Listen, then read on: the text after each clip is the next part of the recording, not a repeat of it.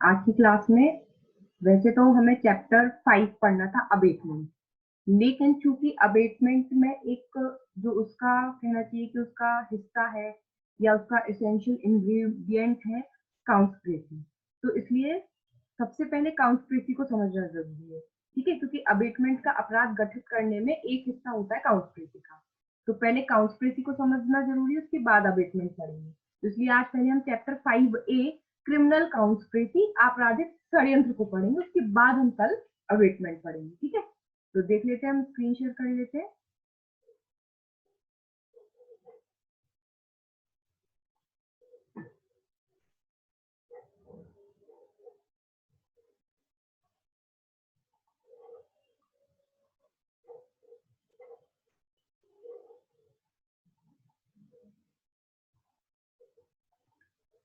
ये देखिए chapter 5A criminal काउंस्पिरेसी या आपराधिक षड्यंत्र। तो सबसे पहले सेक्शन 20A में डेफिनेशन बताई गई है क्रिमिनल काउंस्पिरेसी की कि आपराधिक षड्यंत्र होता क्या है, और 120B में बताया गया है कि उसकी पनिशमेंट क्या है। तो पहले हम इसको देख लेते हैं कि आपराधिक षड्यंत्र होता क्या है। तो इसमें बताया गया है कि when two or more persons agree to do or cause to be done an illegal act or an act which is not illegal by illegal means, such an agreement is designated a criminal conspiracy। क्या कहा गया कि जब दो या अधिक व्यक्ति कोई अवैध कार्य अथवा कोई ऐसा कार्य जो अवैध नहीं है, अवैध साधनों द्वारा करने या करवाने को सहमत होते हैं, तब ऐसी सहमति आपराधिक षड्यंत्र कहलाती है। परंतु किसी अपराध को, अब ये जो प्रोविजो है इसको बाद में देखते हैं। तो यहाँ पे आपको सबसे पहले क्या चीजें समझ में आई कि क्रिमिनल काउंस्पिरेसी का अपराध गठित होने के लिए मिनिमम 2 मेंबर्स का होना जरूरी है, मिनिमम 2 पर्सन का होना जरूरी है। आपराधिक षड्यंत्र कभी भी सिंगल पर्सन से नहीं होगा। आपराधिक षड्यंत्र का अपराध गठित करने के लिए कितने लोगों की आवश्यकता है? कम से कम 2 लोग होना ही चाहिए, एक से अधिक। ठीक है, अगर आपको ऑप्शन में कभी ऑप्शन में इस तरीके से भी आ जाता है कि क्रिमिनल काउंस्पिरेसी का अपराध गठित करने के लिए कितने मेंबर्स की जरूरत है, 2 और मोर देन 1। यदि आपको ऑप्शन में 2 और मोर पर्सन्स है तो आप उस पर टिक करेंगे। यदि ऑप्शन में आपको 2 और मोर पर्सन्स के अलावा मोर देन 1 मतलब कितनी आवश्यकता है, तो मोर देन 1 मतलब 2 भी है, तो अपराध जो है क्रिमिनल काउंस्पिरेसी का वो गठित होने की कगार पर है। तो मोर देन 1 मतलब मिनिमम 2 तो होना ही चाहिए, तो मोर देन 1 पे भी आप टिक करके आ सकते हैं। ठीक है, ये आपका करेक्ट आंसर माना जाएगा कि एक से अधिक। आपराधिक षड्यंत्र के अपराध को गठित करने के लिए कितने मिनिमम कितने मतलब कम से कम कितने व्यक्ति होना चाहिए, तो एक से अधिक होना चाहिए, या 2 या 2 से ज्यादा, इस तरीके के ऑप्शन आएंगे। तो एक से अधिक पे आप टिक कराएंगे। ठीक है, अब देखिए ये 2 और 2 से अधिक पर्सन जो है ये क्या करेंगे, तो क्रिमिनल काउंस्पिरेसी का ऑफेंस जो है कंप्लीट होगा। ये 2 या 2 से अधिक पर्सन कोई इलीगल एक्ट यानी कि कोई अवैध कार्य, और ऐसा कोई कार्य जो अवैध तो नहीं है लेकिन उनको अवैध साधनों द्वारा बाय इलीगल मीन्स, तो ऐसा कार्य जो अवैध है या ऐसा कार्य जो अवैध नहीं है उसको अवैध साधनों द्वारा करेंगे नहीं, उसको करने के लिए एग्रीमेंट करेंगे। वर्ड क्या यूज है? एग्री टू डू और कॉज टू बी डन, मतलब कोई इलीगल एक्ट को करने के लिए एग्री होंगे, सहमति जताएंगे। यहाँ पर हिंदी में भी क्या लिखा है, जबकि 2 या अधिक पर्सन कोई अवैध कार्य करने या करवाने को सहमत होते हैं। यहाँ पर एक्ट के कमिटमेंट की बात की ही नहीं गई, मतलब क्रिमिनल काउंस्पिरेसी के अपराध में ये जरूरी नहीं है कि वो एक्ट कमिट हो। पहली चीज, पहला इंग्रेडिएंट एक्ट का होना जरूरी नहीं है, उस एक्ट को करने के लिए 2 लोगों के बीच में सहमति होना जरूरी है, सिर्फ सहमति कि 2 लोग किसी कार्य को करने के लिए एग्री हो गए, सहमत हो गए, आपस में एग्रीमेंट कर लिया, बस आपका आपराधिक षड्यंत्र का अपराध कंप्लीट हो गया। अब ये जो कार्य जिसको करने के लिए सहमत हुए हैं, इनकी दो कैटेगरी है। पहली कैटेगरी अवैध कार्य होना चाहिए, इलीगल एक्ट होना चाहिए। अगर किसी इलीगल एक्ट को करने के लिए दो लोग एग्री हुए हैं, वो एक्ट हो या ना हो उससे कोई फर्क नहीं पड़ता, वो अपने आप में क्रिमिनल कांस्पिरेसी का अपराध बन गया। लेकिन सेकंड कंडीशन में जो कार्य है वो अवैध नहीं है, इलीगल एक्ट नहीं है। तो ऐसा इलीगल एक्ट जो है, जब वो इलीगल मीन्स या अवैध साधनों से किया जाएगा तब वो क्रिमिनल कांस्पिरेसी बनेगा। तो क्योंकि ये एक्ट अपने आप में क्रिमिनल नहीं है, इसलिए सेकंड वाली कंडीशन में जब दो लोग ऐसा कार्य करने के लिए सहमत होते हैं जो अवैध नहीं है, लेकिन अवैध साधनों से जब किया जाएगा तो क्रिमिनल कांस्पिरेसी का अपराध होगा, तब सेकंड वाली कंडीशन में ऐसे सहमति के साथ कोई एक्ट होना जरूरी है। सेकंड वाली कंडीशन में क्योंकि कार्य अवैध नहीं है, इलीगल नहीं है, इसलिए पार्टीज की साइड से कोई ना कोई एक्ट होना जरूरी है। जब वो कोई एक्ट करेंगे by illegal means, then criminal conspiracy का अपराध गठित होगा। तो दो कंडीशन है। पहली कंडीशन, कार्य अपने आप में इलीगल है, अवैध है, इसलिए उस कंडीशन में सिर्फ दो लोग अवैध कार्य को करने के लिए सहमत हो गए, ऐसे कार्य को करने के लिए जिसको आईपीसी में ऑलरेडी पनिशेबल बनाया गया है, या आईपीसी में पनिशेबल नहीं भी है तो भी वो इलीगल है। ध्यान रखिएगा, ये जरूरी नहीं है कि सिर्फ आईपीसी में पनिशेबल होगा तो ही इलीगल होगा। अगर आईपीसी में पनिशेबल नहीं भी है लेकिन वो इलीगल एक्ट है तो क्रिमिनल कांस्पिरेसी का अपराध गठित हो जाता है। आप चाहें तो जो चीजें मैं बोल रही हूँ वो पॉइंट्स में लिखते जाइए। पहली कंडीशन लिखिए, पहला इंग्रेडिएंट क्रिमिनल कांस्पिरेसी के लिए क्या है? कम से कम दो व्यक्तियों का होना आवश्यक है। दो व्यक्तियों के बीच में एग्रीमेंट होना आवश्यक है। सेकेंड पॉइंट, दो व्यक्तियों के बीच में सहमति का होना आवश्यक है।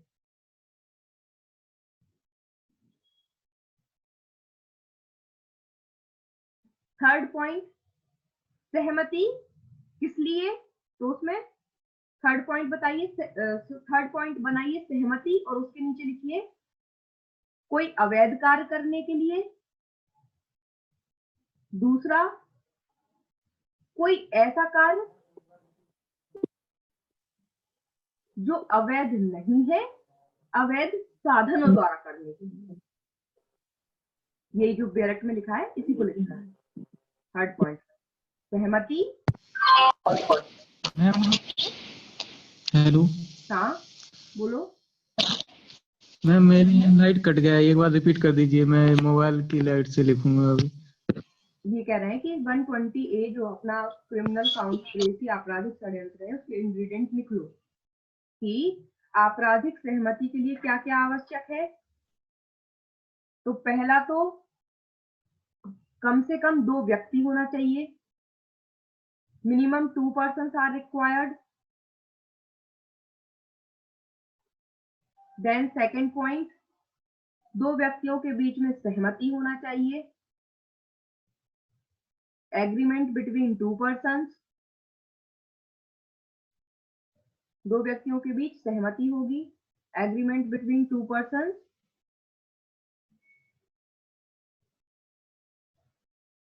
थर्ड पॉइंट, ये जो सहमति है वो किस कार्य को करने के लिए होगी, अब ये लिखना है। तो सहमति डैश लगा के लिखिए, थर्ड पॉइंट डालिए, उसमें लिखिए सहमति एग्रीमेंट, और फिर डैश लगा के लिखिए ए पॉइंट में कोई अवैध कार्य करने की या करवाने की।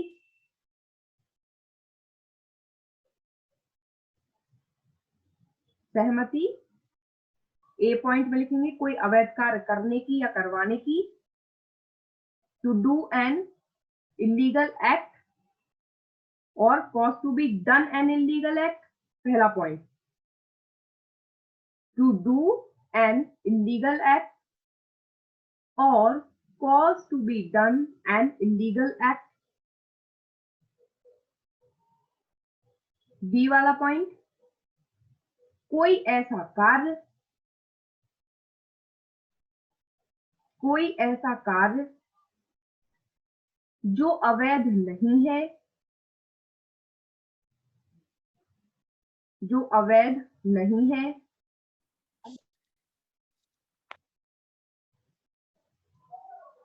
अवैध साधनों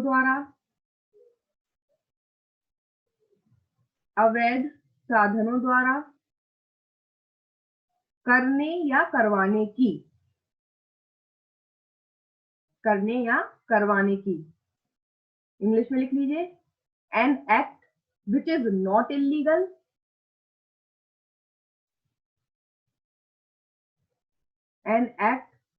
not illegal, by illegal means.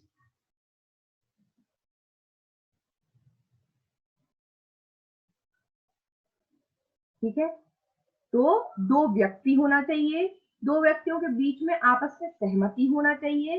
सहमति किस चीज के लिए होना चाहिए? या तो कोई इलीगल एक्ट को करने के लिए, या फिर कोई ऐसा एक्ट करने के लिए जो इलीगल नहीं है लेकिन इलीगल मीन्स के द्वारा किया जाएगा, तो वो एक्ट क्रिमिनल कांस्पिरेसी की कैटेगरी में आ जाएगा। अभी जो सेकंड वाला पॉइंट है इससे रिलेटेड है प्रोविजो। तो सेकंड वाले पॉइंट में ब्रैकेट में लिख लीजिए कि proviso related to this point, परंतु जो है संबंधित है। सेकंड वाले पॉइंट ब्रैकेट में लिख लीजिए, परंतु संबंधित, प्रोविजो रिलेटेड।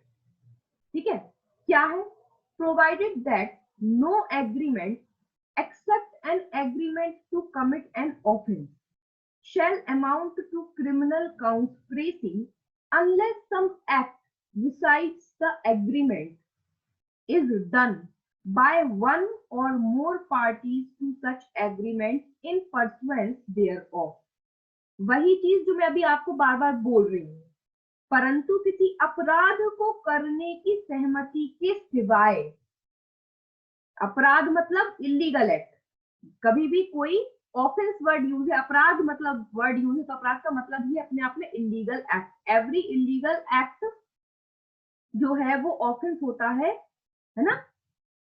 मतलब ऑफेंस जो है, ऑफेंस में अपने आप में इलीगल एक्ट होता है, लेकिन हर इलीगल एक्ट ऑफेंस नहीं होता है ना। अगर कोई बात को हम अपराध कह रहे हैं, अपराध मतलब जो आईपीसी में परिभाषित किए गए हैं वो अपराध, तो वो सारे अपराध अपने आप में इलीगल एक्ट तो है, लेकिन हर इलीगल एक्ट ऑफेंस नहीं होता, ये ध्यान रखना। अब देखिए, परंतु किसी अपराध को करने की सहमति के सिवाय, मतलब यदि आप इलीगल एक्ट को करने के लिए एग्री हो रहे हैं तो जरूरत नहीं है, लेकिन उसके सिवाय कोई सहमति, मतलब आप किसी लॉफुल एक्ट को करने की सहमति दे रहे हैं, समझिएगा। कोई सहमति आपराधिक षड्यंत्र तब तक नहीं होगी जब तक कि सहमति के अलावा कोई कार्य उसके अनुसरण में उस सहमति के एक या अधिक पक्षकारों द्वारा नहीं किया जाता। तो इनका प्रोविजो का कहने का मतलब ये है कि क्रिमिनल कांस्पिरेसी का जो अपराध है उसको गठित करने में दो लोग जब कोई अवैध कार्य यानी कि अपराध को करने के लिए सहमति जताएंगे, आपस में एग्रीमेंट कर लेंगे, क्या करने के लिए? कोई ऑफेंस करने के लिए, तब वो जो एग्रीमेंट दो लोगों के बीच में हुआ है वो एग्रीमेंट ही अपने आप में क्रिमिनल कांस्पिरेसी का अपराध हो गया। अब कोई ओवर्ट एक्ट की जरूरत नहीं है, अब उन दोनों पर्सन में से किसी को कुछ एक्ट कमिट करने की जरूरत नहीं है, ठीक है, अपराध गठित हो गए। लेकिन सेकंड वाला जो पॉइंट है कि जहां कार्य अवैध नहीं है, उस कंडीशन में अगर कार्य अवैध नहीं है और दो लोग ऐसा कार्य करने के लिए सहमत होते हैं, ऐसा कार्य करवाने के लिए सहमत होते हैं जो अवैध नहीं है, तो फिर उन दोनों पार्टीज में से किसी एक को या दोनों को कोई ना कोई एक्ट करना होगा। और वो एक्ट कैसे होगा? By unlawful means. तब ऐसे किसी कार्य को करने के लिए दो व्यक्ति जब सहमत होते हैं जो अवैध नहीं है, तो उस कंडीशन में ओवर्ट एक्ट भी सम्मिलित होगा। ठीक है, तो इलीगल एक्ट जहां आपने पॉइंट डाला है थर्ड वाले क्लॉज में, उसमें डैश लगा के लिखिए no overt act is needed. कोई कार्य की आवश्यकता नहीं है, ब्रैकेट में लिख लीजिए, कोई कार्य की आवश्यकता नहीं है यहाँ पर। सिर्फ सहमति ही पर्याप्त है, सिर्फ सहमति ही पर्याप्त है। No overt act is needed, only agreement is sufficient, या only consent is sufficient. Clear? नीचे वाले पॉइंट में क्या आएगा? Overt act is needed along with consent और एग्रीमेंट। कार्य की आवश्यकता है, सहमति के अलावा कोई ना कोई कार्य होना चाहिए। यहाँ पर कार्य की आवश्यकता है, सेकंड वाले पॉइंट में कोई ना कोई कार्य सहमति के साथ होना चाहिए। ठीक है, अब इस सेक्शन में 120A में एक एक्सप्लेनेशन भी दिया गया है। ये एक्सप्लेनेशन क्लॉज फर्स्ट से संबंधित है, जो बात हमने बोली कि यहाँ कार्य की आवश्यकता नहीं थी। यहाँ पर क्या लिखा है? It is immaterial whether the illegal act is the ultimate object of such agreement or is merely incidental to the object। क्या लिखा है? यह तथ्यहीन है कि अवैध कार्य ऐसी सहमति का चरम उद्देश्य है या उस उद्देश्य का अनुषंगिक मात्र है।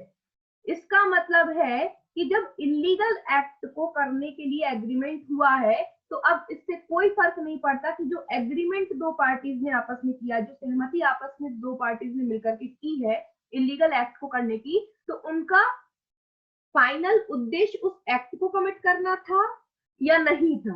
एग्रीमेंट कर लिया इलीगल एक्ट की कंडीशन में, उतना ही पर्याप्त है, क्रिमिनल कांस्पिरेसी का अपराध घटित हो गया क्योंकि एक्ट इलीगल था।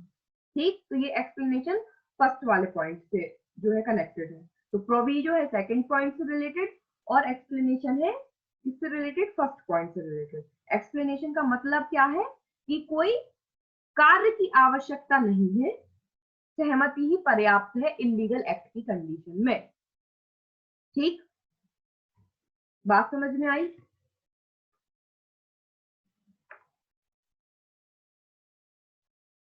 अब कुछ चीजें मैं बोल रही हूं, उनको ध्यान से सुनिएगा। सबसे पहला जो ऑब्जेक्टिव आपके एग्जाम में आता है 120A से, वो सीधा सीधा आपका आता है इससे रिलेटेड, वो आता है सीधा सीधा सेक्शन से रिलेटेड। वो आपसे सीधा पूछते हैं आपराधिक षड्यंत्र को कहां परिभाषित किया गया है।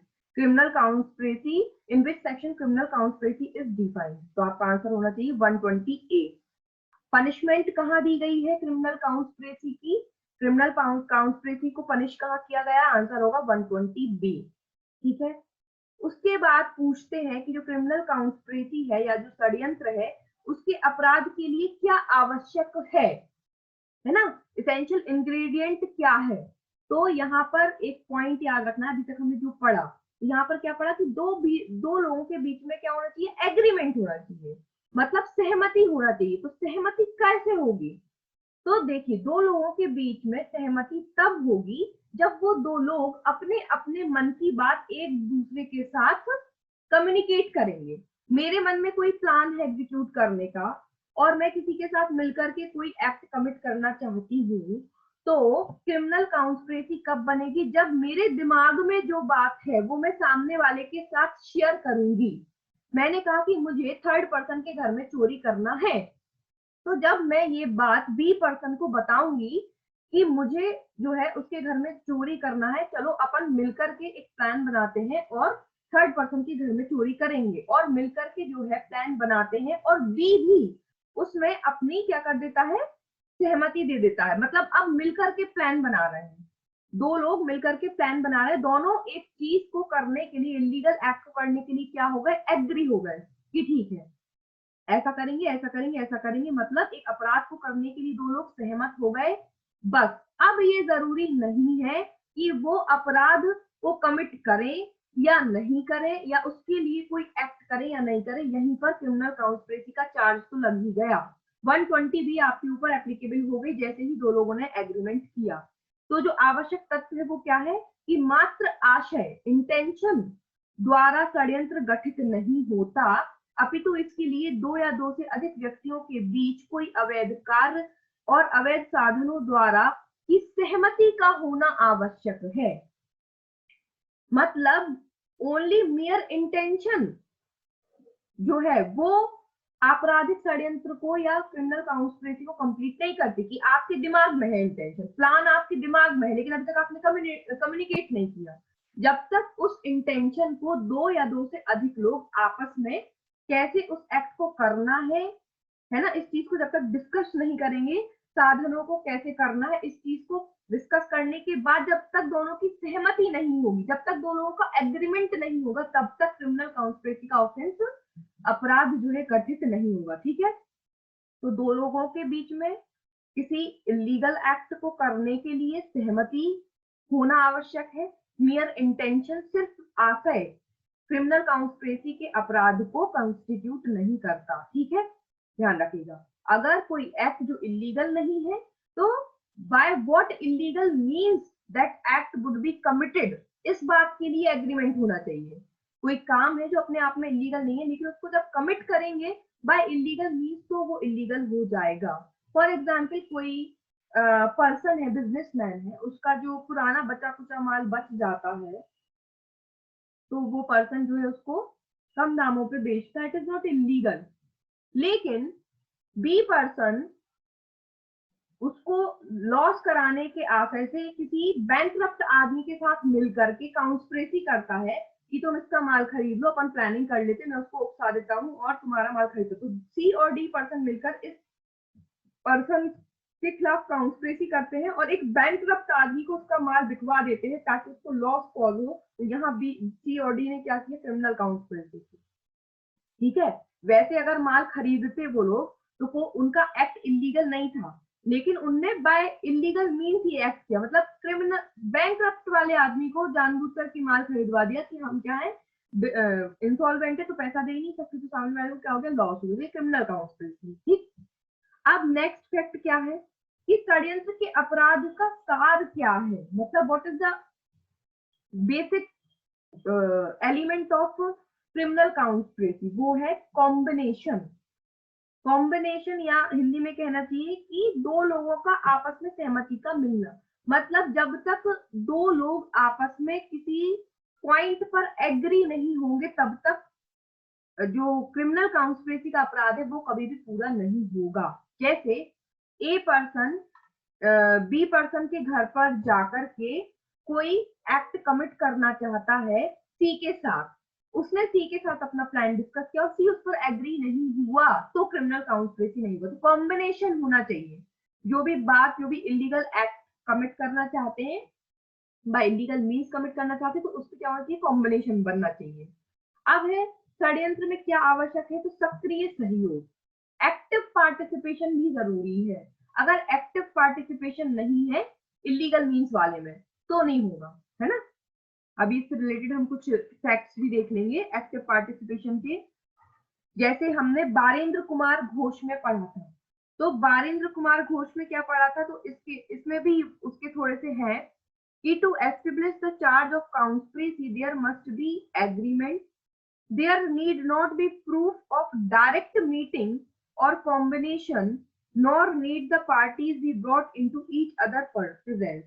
अब ये जरूरी नहीं है कि डायरेक्ट मीटिंग हो, फेस टू फेस मीटिंग हो, जितने भी लोग काउंस्पिरेसी कर रहे हैं वो एक दूसरे को जानते हो, एक दूसरे से मिले हो, उनको पूरे प्लान की जानकारी हो, ये बिल्कुल भी जरूरी नहीं है। The agreement may be inferred from circumstances raising a presumption of common plan to carry out unlawful design।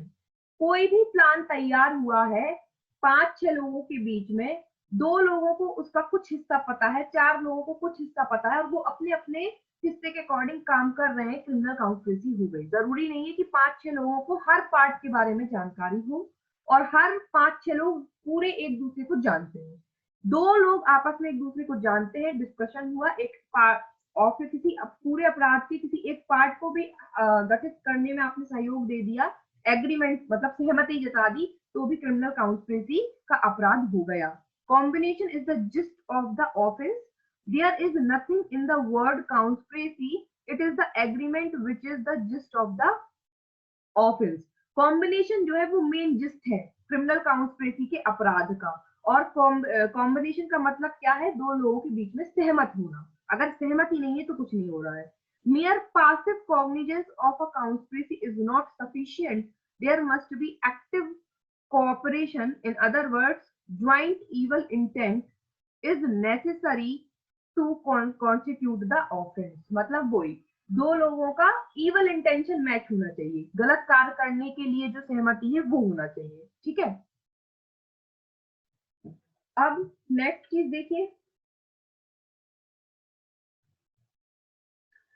आपराधिक सहमति के सिवाय किसी अन्य प्रकार की सहमति कब आपराधिक षड्यंत्र गठित करती है? बताइए। अभी हाल मैंने आपको इसका समझाया, इसका आंसर क्या होना चाहिए? क्रिमिनल कंसेंट, मतलब दो लोगों ने कोई क्रिमिनल एक्ट को कमिट करने के लिए कंसेंट दे दिया तो वो तो क्रिमिनल कॉन्स्पिरेसी है। लेकिन यदि दो लोग आपस में कोई ऐसी एक्ट के लिए सहमत हो रहे हैं, कोई ऐसे एक्ट पे अपनी कंसेंट दे रहे हैं जो क्रिमिनल नहीं है, वो कब क्रिमिनल कॉन्स्पिरेसी बनेगी? मैम बाई इलीगल मींस जब वो अवैध साधनों का उपयोग करके जो है नहीं, इसका आंसर करते होगा हैं कि किसी जब को जो वो कोई अवैध एक्ट नहीं है करेंगे, तो वो भी जब वो कोई एक्ट कमिट करेंगे, जब भी कोई ऐसे एक्ट के बारे में सहमति दो लोग जताएंगे जो एक्ट अपने आप में इलीगल नहीं है, तो वो क्रिमिनल कॉन्स्पिरेसी में कन्वर्ट होने के लिए क्या जरूरी है? तो अब उनकी साइड से कुछ ना कुछ एक्ट होना जरूरी है, ठीक है। तो इलीगल एक्ट की कंडीशन में, जहां इलीगल एक्ट को कमिट करने के लिए दो लोग एग्री होते हैं, तो वहां पे फिर कुछ ना कुछ साथ में एक्ट होना चाहिए, ध्यान रखिएगा। जब सहमति के आपराधिक सहमति के सिवाय किसी अन्य प्रकार की सहमति कब आपराधिक षड्यंत्र गठित करती है? जब सहमति के अलावा कोई कार्य भी उसके अनुसरण में एक या अधिक पक्षकारों द्वारा किया जाए। अब फिर आप कुछ कार्य करिए बाय लीगल मीन्स, ठीक है।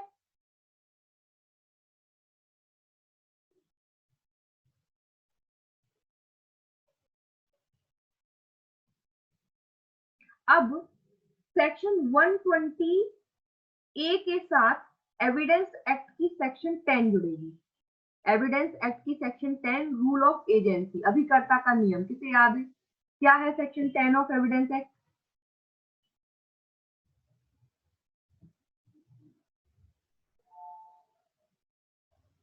सेक्शन 10 ऑफ एविडेंस एक्ट कहती है कि कॉन्स्पिरेसी के पक्षकारों के द्वारा जो कुछ भी कहा गया, सुना गया, किया गया, वो सब एविडेंस के तौर पे एक दूसरे के अगेंस्ट में यूज होगा। मतलब जब कॉन्स्पिरेसी की बात होती है, तो 3-4 लोग, 2 लोग मिलकर के कोई अपराध को कमिट करने की क्रिमिनल कॉन्स्पिरेसी करते हैं, तब उस समय कॉन्स्पिरेसी कब होगी? जब वो एग्री होंगे किसी चीज के लिए। तो एग्री होने के लिए उन्होंने अपना प्लान डिस्कस किया होगा, तो उन दो लोगों के बीच में जो भी बातचीत हुई, जो भी एक पर्सन ने दूसरे पर्सन से कहा, जो किया, जो भी उनके बीच में कंडक्ट हुआ, अगर ये लोग बाद में पकड़े जाने के बाद एक दूसरे के अगेंस्ट गवाही देते हैं, तो इसको कहा जाता है रूल ऑफ एजेंसी। और ये जो गवाही होती है, ये एक्सेप्ट होती है सेक्शन 10 ऑफ एविडेंस एक्ट में, ठीक है। तो ध्यान रखना, इसके साथ सेक्शन 10 पड़ जाती है। तो क्या कारण है कि किसी भी एक षड्यंत्रकारी द्वारा कही अथवा की गई कोई बात जिसका संदर्भ उसके सामान्य उद्देश्य आशय से है, कुछ परिस्थिति के अंतर्गत दूसरों के विरुद्ध साक्ष्य हो जाता है? तो इसका कारण क्या है? इसका कारण यह है कि षड्यंत्र की परिसीमा के अंतर्गत षड्यंत्रकारियों का स्थान भागीदारों के समतुल्य होता है, जिसमें एक व्यक्ति दूसरे का अभिकर्ता माना जाता है। सेक्शन 10 जो है, जो कॉन्स्पिरेसी के मैटर में एप्लीकेबल होती है, ये कहा जाता है कि जब भी कोई ग्रुप क्रिमिनल कॉन्स्पिरेसी के लिए चार्ज हुआ है, तो जो क्रिमिनल कॉन्स्पिरेसी के लिए चार्ज हुए जितने भी पर्सन है, 4 है, 5 है, 2 है, वो चारों पांचों लोग एक दूसरे की बात को जब कोर्ट में रखेंगे, तो वो उन सबके अगेंस्ट एविडेंस के तौर पे यूज होगी। ऐसा क्यों है? तो इसमें ये कहा गया है आंसर में, क्योंकि क्रिमिनल कॉन्स्पिरेसी में जितने भी लोग जुड़े हुए होते हैं, वो सब पार्टनर्स माने जाते हैं, भागीदार माने जाते हैं। और भागीदारी का नियम तो हमने पढ़ा ही है कि पार्टनर्स जब होते हैं तो वो एक दूसरे के अभिकर्ता होंगे, एजेंट होंगे। पार्टनर्स हमेशा एक दूसरे के क्या होते हैं? ठीक है। नेक्स्ट पॉइंट क्या है इस पर? कि क्या क्रिमिनल कॉन्स्पिरेसी के ऑफेंस के लिए केवल एक व्यक्ति को दंड किया जा सकता है? बहुत इंपॉर्टेंट क्वेश्चन है, एग्जाम में कई बार आता है, लिख लो इसको। क्रिमिनल कॉन्स्पिरेसी के ऑफेंस में क्या कोई एक पर्सन पनिश्ड हो सकता है? सिर्फ एक को कन्विक्ट किया जा सकता है? आंसर है नो, नहीं। पहला सीधा सिंपल है नहीं। क्यों? क्योंकि कोई व्यक्ति अकेले अपने आप से षड्यंत्र नहीं रच सकता, क्योंकि कोई भी पर्सन अकेले षड्यंत्र नहीं रच सकता। कॉन्स्पिरेसी सिंगल तो हो नहीं सकती भाई, दो लोग होंगे तब तो कॉन्स्पिरेसी होगी। तो क्या सिंगल पर्सन को कन्विक्ट किया जा सकता है? नहीं किया जा सकता, आंसर ये होगा। लेकिन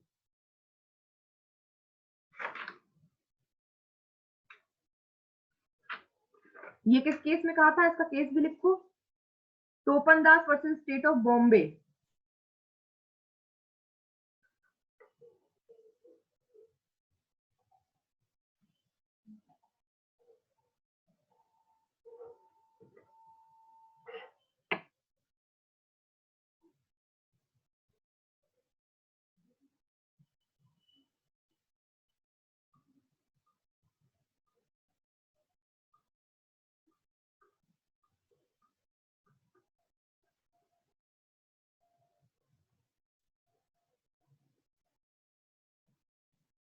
टोपन दास versus state of Bombay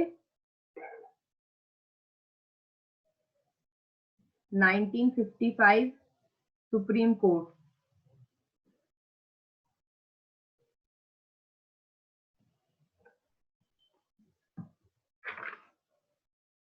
second case लिखो, बिंबधर प्रधान वर्सेस उड़ीसा राज्य।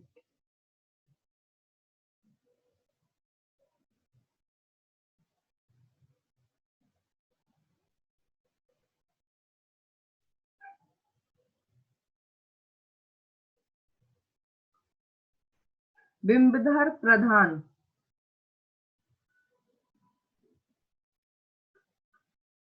Versus state of Orissa.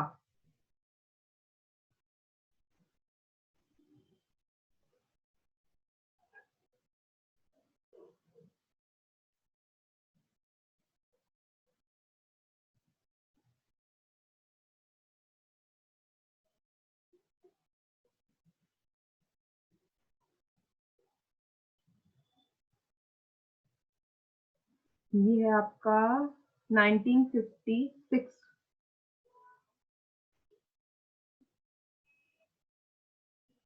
ठीक है, तो टोपन दास वर्सेस स्टेट ऑफ बॉम्बे में क्या कहा? सिंगल पर्सन को क्रिमिनल कॉन्स्पिरेसी के लिए कभी भी कन्विक्ट नहीं किया जा सकता, पनिश्ड नहीं किया जा सकता। लेकिन इस डिसीजन को, टोपन दास के डिसीजन को बिंबधर Pradhan versus state of Orissa में पलट दिया गया। और इस केस में ये कहा गया कि यदि एक बार ये प्रूफ हो जाता है कि 2 या 4 लोग किसी अपराध के लिए, मतलब अपराध 2 या 4 लोगों ने मिलकर के कोई अपराध को करने के लिए क्रिमिनल कॉन्स्पिरेसी की है और उनमें से सिर्फ एक पकड़ा जाता है और बाकी नहीं पकड़े जाते, तो एक पर्सन को क्रिमिनल कॉन्स्पिरेसी के लिए कन्विक्ट किया जा सकता है। क्या कहा इस केस में कि ये अगर प्रूफ हो जाए कि क्रिमिनल कॉन्स्पिरेसी का अपराध हुआ है, अब फिर उसमें से अगर पकड़े नहीं गए, तो फिर जो एक पर्सन पकड़ा गया है और ये प्रूफ हो गया है कि क्रिमिनल कॉन्स्पिरेसी ही हुई है, तो उसको कन्विक्ट किया जाएगा। और टोपन दास वाले मैटर में क्या था कि वहां पर प्रूफ नहीं हो पा रहा था, 4 लोग थे, 4 लोगों में से यदि 3 एक्विटल हो गए। क्रिमिनल कॉन्स्पिरेसी में क्या होता है कि 4 लोग हैं या 2 लोग हैं, मिनिमम 2 लोग भी होते हैं। क्रिमिनल कॉन्स्पिरेसी का अपराध, मतलब क्रिमिनल कॉन्स्पिरेसी घटित हुई, मतलब किसी एक्ट को करने के लिए सपोज करो उन्होंने क्या करा, एग्रीमेंट किया, भले ही एक्ट नहीं भी कर पाए। समझिएगा ध्यान से, जो अपराध करने के लिए सहमत हुए हैं वो अपराध नहीं कर पाए, तो भी क्रिमिनल कॉन्स्पिरेसी का चार्ज तो लग ही जाएगा 120B। अगर एक्ट कमिट कर देते, सपोज करो मर्डर करने का लिए क्रिमिनल कॉन्स्पिरेसी की थी, तो कौन कौन सी धारा लगती? 120B plus 302। Attempt to murder करते तो 120B और 307। लेकिन सिर्फ उन्होंने कॉन्स्पिरेसी ही कर पाई, एक्ट कमिट नहीं कर पाया, तो फिर किसके अंदर चार्ज होंगे? 120B। ठीक है, तो अब ये कहा गया कि जहां पे 2 लोग या 4 लोग 120B के अंतर्गत चार्ज है, और जब ट्रायल चला और 4 लोगों में से 3 के खिलाफ जो है एविडेंस मिल ही नहीं पाई, ये चीज प्रूफ ही नहीं हो पाई कि क्रिमिनल काउंसपेरेसी की है, सिर्फ एक बचा। तो अगर 3 एक्विटल हो गए हैं, 3 को मुक्त कर दिया गया, तो फिर एक को भी मुक्त करना पड़ेगा, ये इस केस में कहा था, ठीक है, टोपन दास में। लेकिन अगर प्रूफ हो गया है कि क्रिमिनल काउंसपेरेसी का अपराध